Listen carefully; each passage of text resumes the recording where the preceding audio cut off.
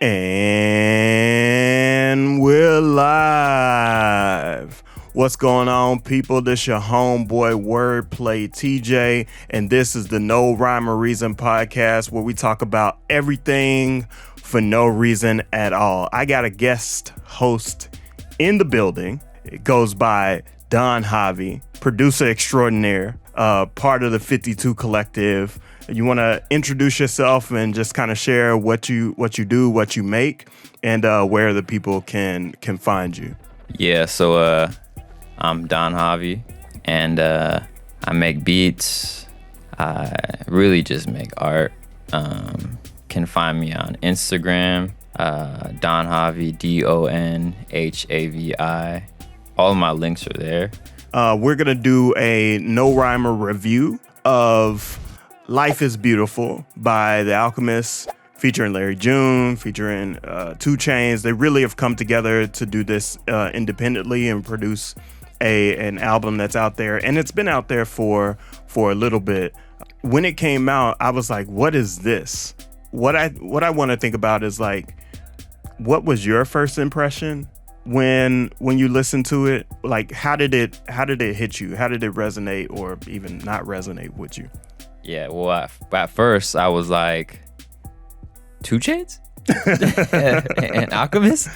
Yeah, it's kind of a random, almost combination, but works if you used to listen to Titty Boy, though. Right. Because he used to rap on those type of beats, not really too much, not super trap beats he would rap on. So it wasn't a new thing, but it was new for the time being. So yeah, at first I was like thrown off almost, like, because we know Larry June already works with Alchemist, and they got a good combination together. Yeah, when I seen all three, I was like, okay, this is tight. Yeah, it does remind me of those like 2 Chainz, Titty Boy, like Disturbing the Peace, early Ludacris albums, and before the rebrand to 2 Chainz when he's working Player Circle. Yeah, I was gonna say that. Player Circle made their new debut into the commercial realm, and then they worked with Lil Wayne. I think it was Duffel Bag Boy. Thank you. It's one of my favorite songs. Yeah, and then after Duffel Bag Boy, you get the 2 Chainz, the Birthday song, and all those albums that really just kind of launched his career in the like kind of 2010s mixtape days. So I don't know. I appreciated this sound from 2 Chainz because that is 2 Chainz roots. If you have any thoughts about this album, be sure to leave them down in the YouTube comments. Be sure to rate this podcast and interact with the conversation. We want to know what you think about Life is Beautiful by Alchemist, 2 Chainz, and Larry June. And so with some of those things, what did you hear when you were listening to it beyond just kind of the 2 Chainz Titty Boy piece? So for me, I'd be listening to, at first I was like, I am used to Titty Boy or 2 Chainz actually rapping like dope metaphors where I'm like, okay, but what I'm used to hearing from him is like more street related stuff. Right. Because, of course he was talking about his own life back then. So hearing what he was rapping about now was a little bit different. But when I heard Larry June like kind of like going hard, I was like, okay, I know for sure Larry June rapping is gonna make Titty Boy, like, I know he's gonna have to come back. As I was listening to it, I was like, I know he's gonna have to come back, like, and also go hard on this verse, because Larry June's already like laced it up for the first verse. It sounds real good right now, so he's gonna have to match basically. I felt like this situation was a display of smart street rap. Yep. If there could be a better way to put that, but like that's what I can really say about what I was hearing in this project.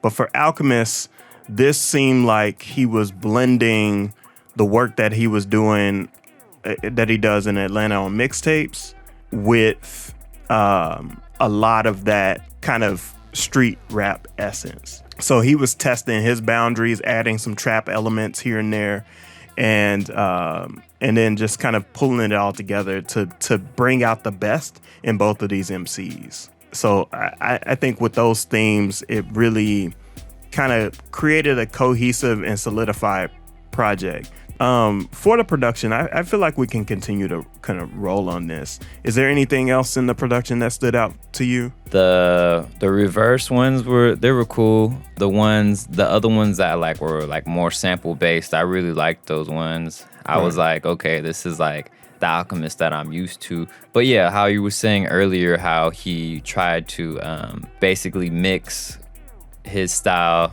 to make a 2 Chainz shine more. Like I can kind of hear that in there with those the ones that they had videos for that were like the reversed sampled songs. Like Colossal. Yeah, I can tell that he did those. He experimented more with those to basically for the benefit of the artist to make them shine better. My favorite ones was definitely the more sample based ones that you can kind of hear the sample more.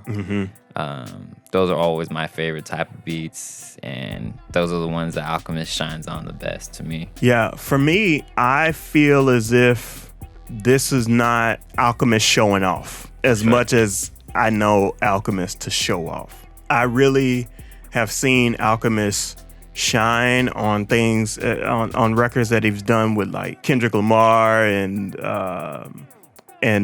folks from TDE, really, right? Schoolboy Q and other MCs. I felt like he didn't phone it in, but he did like relax a little bit into the beat. And maybe that's a good thing, right? Maybe that relaxing is the most natural way for him to show up, instead of forcing himself to be like, forcing himself to show off in the project. What do you think about that?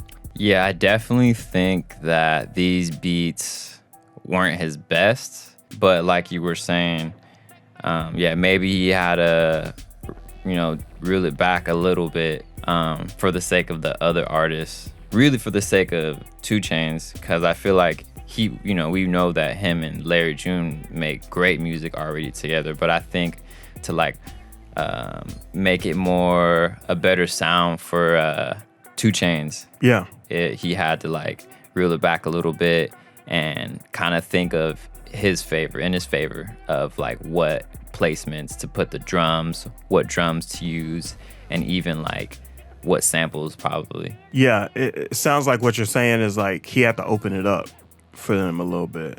He didn't want the beat to overtake what was happening with the vocals and the vocal performance. He wanted the vocal performance to sit within the mix. And sometimes samples can interrupt that if you're not rapping with them. You know what I mean? Definitely. Yeah. What was some favorite tracks for you?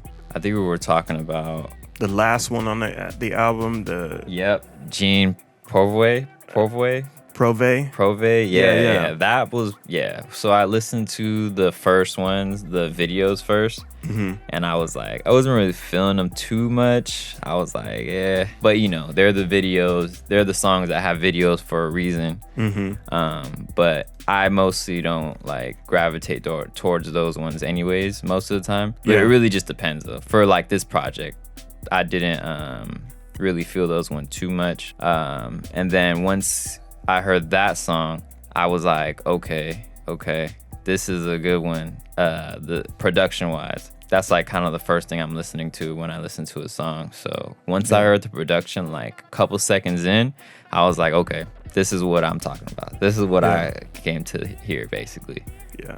They talk about Dirty Sprite on Generations and some other things that they kind of bring into the hook. And they talked about this on The Breakfast Club, where the song Generations, which is one of my favorites, brings out we were doing this a long time ago, nothing that these kids are doing is new. And they said in the interview that can be good, and that can also be, not so good, not so positive, not a great look, that the younger generation is just latched on to things that are, ultimately like negative in the long run. Right. Or even the same things. Right. And so it just, for me, the songs push and pull is what attracts me to it. It also is a standout on this record because it's more trap than any other song on this album. And so it was a great opportunity to have a palate cleanser for this album. So I'm gonna go ahead and give it an arbitrary rating. I'm gonna start off for this album. I really want to give it maybe 4 out of 5 Mountain Dew bottles, not the 20 ounce, but like a 2 liter. That's what I want to give it. What about you? I'll probably go with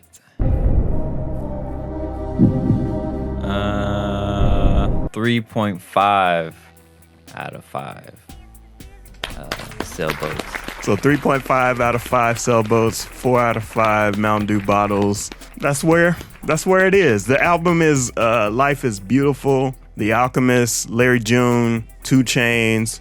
Y'all can go listen to it wherever music is being streamed or sold. And please go down to the comment section and give us what your thoughts are about Life is Beautiful. Be sure to subscribe to this channel. Be sure to share this podcast with somebody that might get something out of it. And until next time, it's your homeboy Wordplay TJ and Don Havi. And we are out. Peace. Peace.